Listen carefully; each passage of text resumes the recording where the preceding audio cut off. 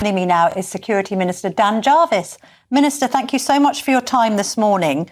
I'm going to start with a story that seems to be making a little bit of a ruckus. And sorry, it's not about immigration. We'll get onto that in just a moment. But it is this story about your Labour colleague, Taiwo Owatemi. Should she have used £900 of taxpayers' cash so that her cockapoo Bella can stay at her London home?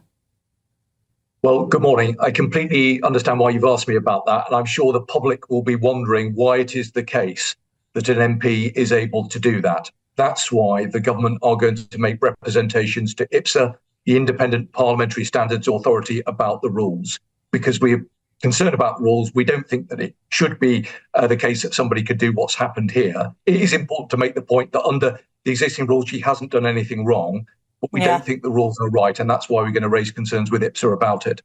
All right, thank you for clarifying that. Let's move on to Yvette Cooper's pledge to end jobs on tap for illegal immigrants. This is a crackdown on those working in the so-called gig economy.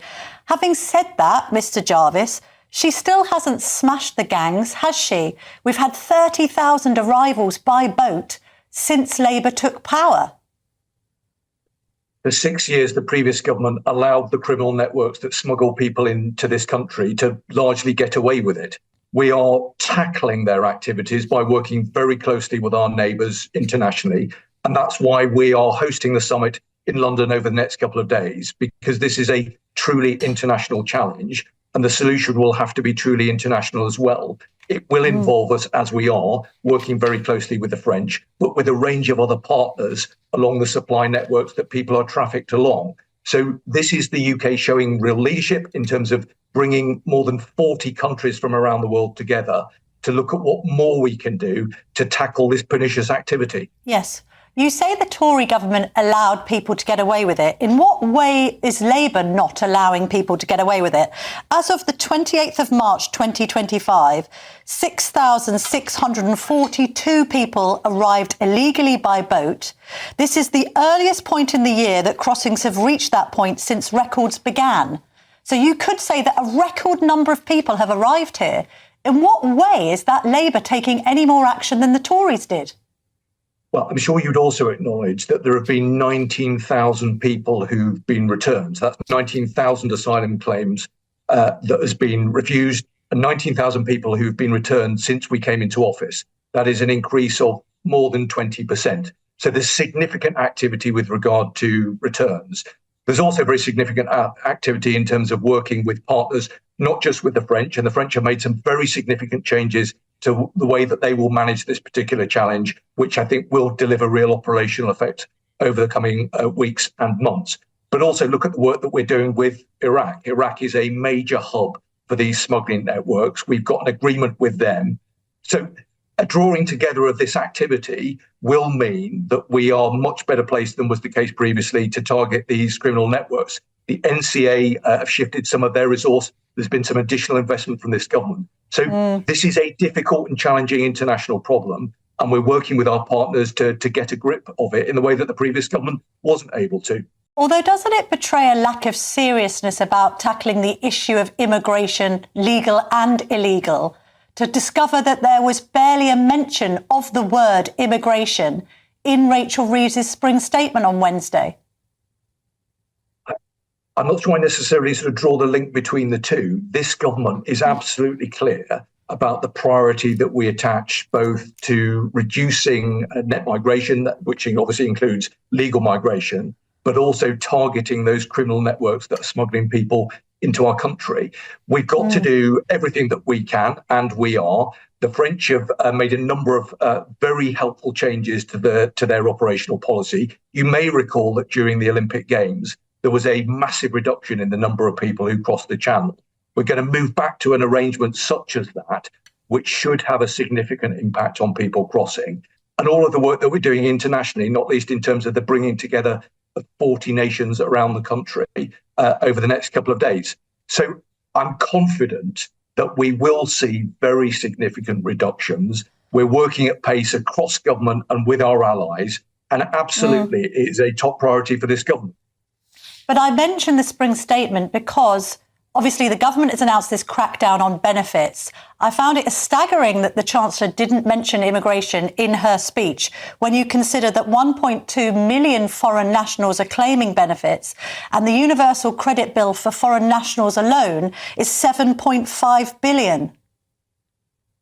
I mean, and that's one of the reasons why the Home Secretary has made an announcement that she'll be working with international partners on today about ensuring that business conduct right-to-work checks, because there is a particular issue at the moment with people who've come here, overstayed and are working illegally, but employers are not making the checks that are required in order to confirm who is able to work legally or not. So this eligibility check, which we will be introducing, will go a significant way to reducing the number of people who are seeking to work here in the UK when they're not entitled to do so. OK, but the Chancellor's economic sums don't add up, do they, Mr Jarvis? On one hand, she says she is sticking to her non-negotiable fiscal rules, and we discover that she's borrowing 20 billion more over the next 2 years. She then made the claim that British householders would be £500 better off by the budget. Actually, in reality, this is what's going to happen to bills after April the 1st. Water up 26%, energy up 6.4%, broadband up 6.4%, council tax up 5%, trains up 4.6%, stamp duty up, tax up, mobile contracts up, TV licence up. So how on earth has she come up with this £500 figure? Well, with respect, you didn't mention the economic inheritance, the fact that we inherited a massive financial I'm talking about the £500 promise only, Mr Jarvis. Can we address that rather than talking about 14 years of Tory rule? How on earth can she promise £500? It's the same as Ed Miliband saying that there would be £300 off energy bills, when actually more than £300 has been added to energy bills since Labour took power.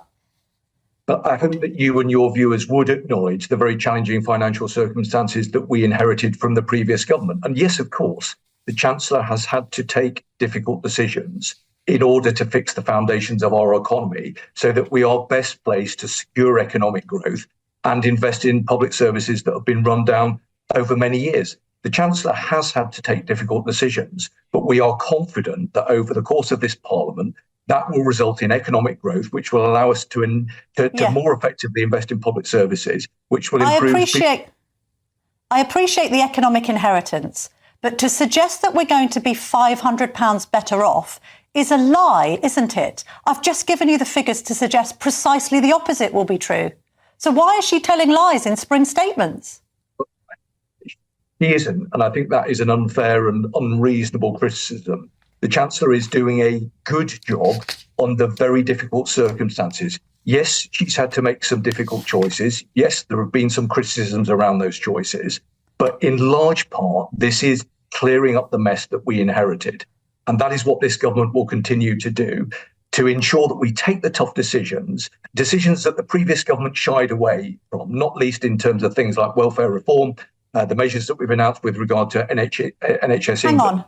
Hang on. There is good news as well. Right. I mean, look at what the OBR said in terms of the work that we're doing on planning reform that will deliver a £6 billion uplift to our economy. Although it's also been pointed out by the OBR that Labour will not hit its 1.5 million housing target by the end of the Parliament.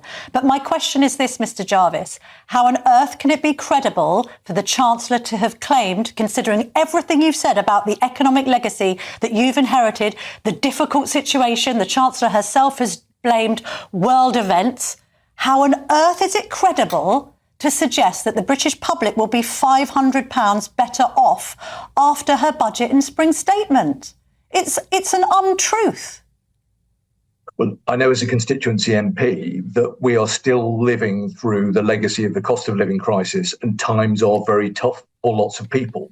But that is precisely why the government is making tough choices. That is why we are reforming welfare, because let's be honest about it, significant amount of money has been invested into welfare without the reforms that need to go with it. Look at the money that we've invested into the NHS, but the value that is now adding in terms of reduced waiting lists month after month. I'm going to ask one more time. Is the £500 claim true when I have listed all of the bills that are going to go up for householders after April the 1st? Is it true to say we're going to be £500 better off?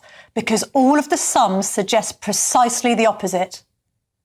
Well, I completely back what the Chancellor has said. She will look at this in the round. She will look at the costs that people will have to cover. She absolutely acknowledges the difficult circumstances that we're operating in. And is why the government is taking tough choices to fix the foundations of our economy so that we've got the resource available there to invest in our public services for the benefit of the public. Why do you think so many millionaires are leaving the country under Labour? One every 45 minutes. We now hear that the steel giant Lakshmi Mittal will be the latest to leave the country.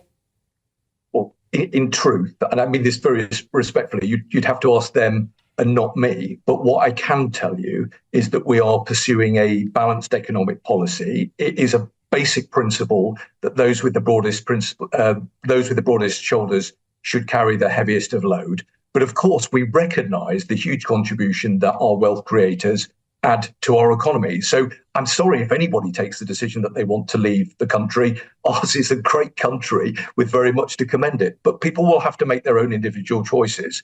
But I don't agree with the inference that this government is seeking to encourage people to do that, because we are simply not.